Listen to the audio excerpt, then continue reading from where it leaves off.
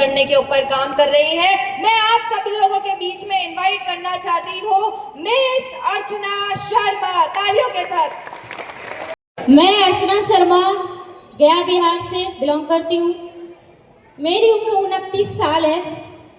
मैं RCM system में काम करने से पहले एक टीचर रह चुकी हूँ। 10, 12 और ग्रेजुएशन की स्टूडेंट्स को केमिस्ट्री पेपर पढ़ाने का काम करती थी। क्योंकि मेरा एमएससी केमिस्ट्री ऑनर्स रहा है। मेरा बचपन बहुत ही तकलीफ़ों में बीता है।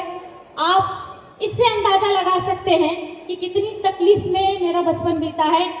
मैंने क्लास 10 तक, क्योंकि क्लास 10th के बाद ही मैंने पढ़ाना शुरू किया पार्ट टाइम में, और क्लास 10 तक मैंने जो भी कपड़े पहने सेकेंड हैंड पहने, यानी किसी और के पहने हुए ही कपड़े पहने।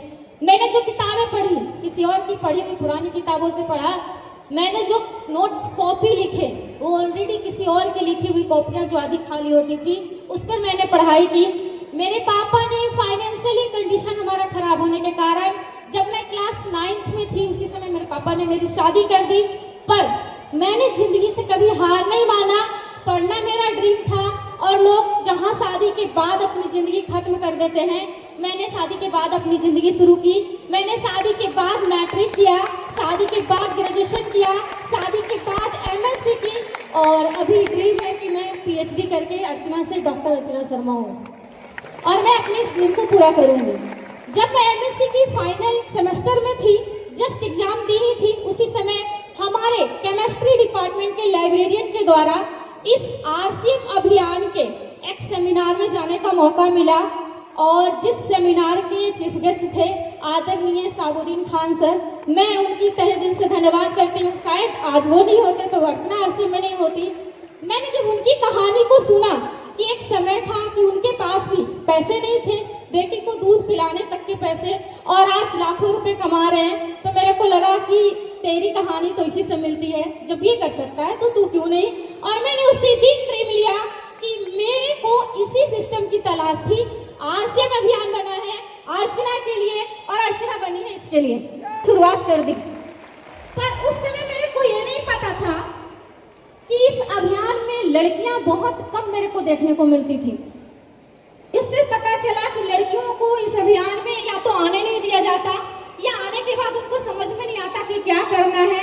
प्रॉब्लम्स बहुत सारे फेस करने पड़ते हैं। खास करके मैं बिहार से बिलोंग करती हूँ, तो बिहार में तो और ज़्यादा लड़कियों के ऊपर कंट्रोलिंग होता है, लड़कियों के ऊपर बहुत सारी मरती हैं। ज़्यादा टाइम के लिए हम घर से बाहर नहीं रह सकते। मेरे साथ तो और चैलेंज था, मेरे घर में मेरी माँ नहीं है, तो मेरा एक छोटा बच्चा है 8 साल का, उसके घर को और परिवार को देखते के साथ मेरे को इस सिस्टम को करना था। मैं सेमिनारों में कंटिन्यू जाना शुरू की, और लीडरों के द्वारा मेरे को जानने को मिला कि आरसीएम करने के लिए जो जो चीज़ें चाहिए, जो जो गुण आपके अंदर चाहिए, वो एक पुरुष को सीखने की जरूरत है, और एक महिला के अंदर तो ऑलरेडी होता ही होता है।